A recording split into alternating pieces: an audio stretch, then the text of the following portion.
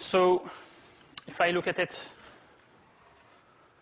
well, so let's call x of t, y of t, and z of t the coordinates of the point that's moving on the line. Then we get x of t minus, well, actually plus 1 equals t times 2. Right? I'm writing the components of vector q0, q of t. And here I'm writing t times q0, q1. Y of t minus 2 equals t. And z of t minus 2 equals minus 3t. So in other terms, the more familiar way that we'll use to write these equations, let me do it that way instead, minus 1 plus 2t, y of t equals 2 plus t, z of t equals 2 minus 3t. And if you prefer, I can just say q of t is q0 plus t times the vector q0, q1. Okay? So that's our first parametric equation of a line in this class. And I hope you see it's not extremely hard. In fact, so parametric equations of lines always look like that. X, y, and t are functions of t that are of the form a constant plus a constant times t. The coefficients of t tell us about a vector along the line. Here we have a vector q0, q1, which is 2, 1, negative 3. And the constant terms tell us about where we are at t equals 0. If I plug t equals 0, these guys go away, and get minus 1, 2, 2, that's my starting point. Okay. So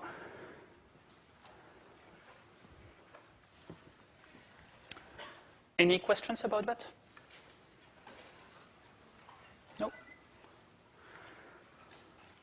Okay, so let's see now what we can do with these parametric equations.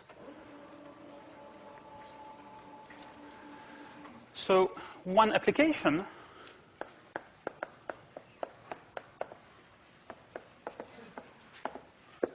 is to think about the relative position of a line and a plane with respect to each other.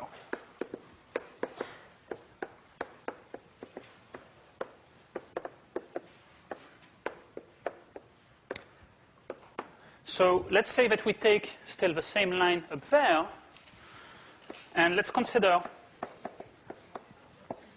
the plane with equation x plus 2y plus 4z equals 7. Okay, so I'm giving you this plane.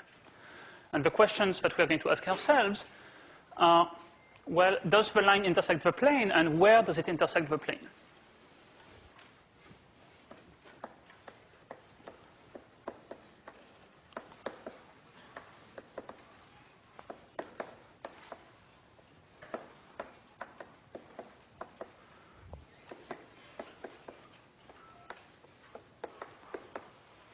So let's start with first preliminary question that maybe we should try to understand. We have these points, we have this plane, and we have these points q0 and q1. I'm going to draw them in completely random places. Well, are q0 and q1 on the same side of the plane or on different sides, on opposite sides of the planes? Or could it be that maybe one of the points is in the plane? So I think I'm going to let you vote on that.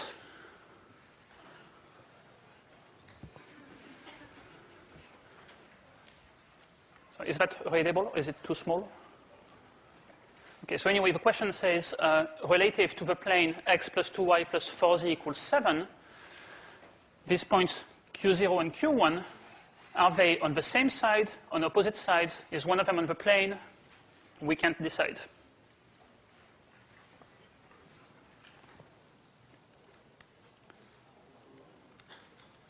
Okay, should be better.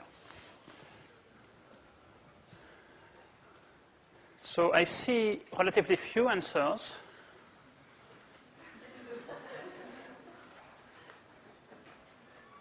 Okay, it looks like also a lot of you have forgotten their cards, and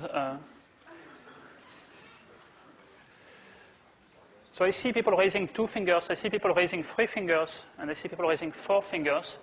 I don't see anyone answering number 1. So the general idea seems to be that either they're on opposite sides or maybe one of them is on the plane.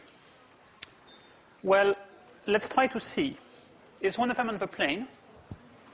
Well, let's check. Okay, so let's look at the point. Sorry, I have one more blackboard to use here.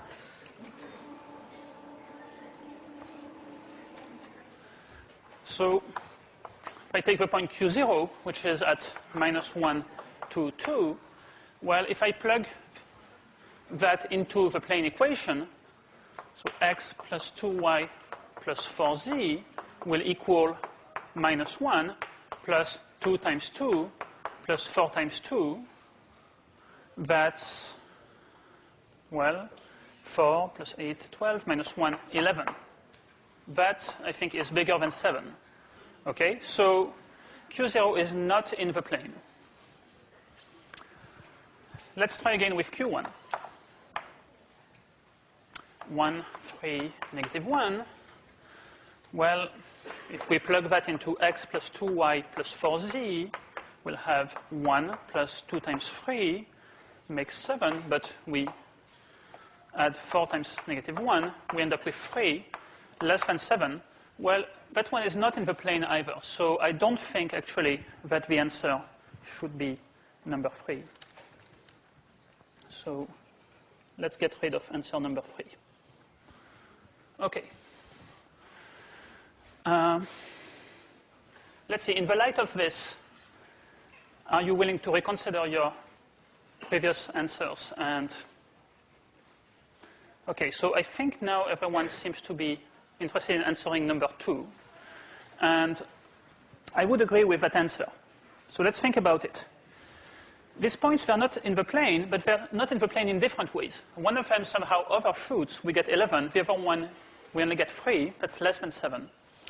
If you think about how a plane splits space into 2 half spaces on either side, well, one of them is going to be the points where x plus 2y plus 4z is less than 7. And the other one will be, so that's somehow this side, and that's where Q1 is. And the other side is where x plus 2y plus 4z is actually bigger than 7.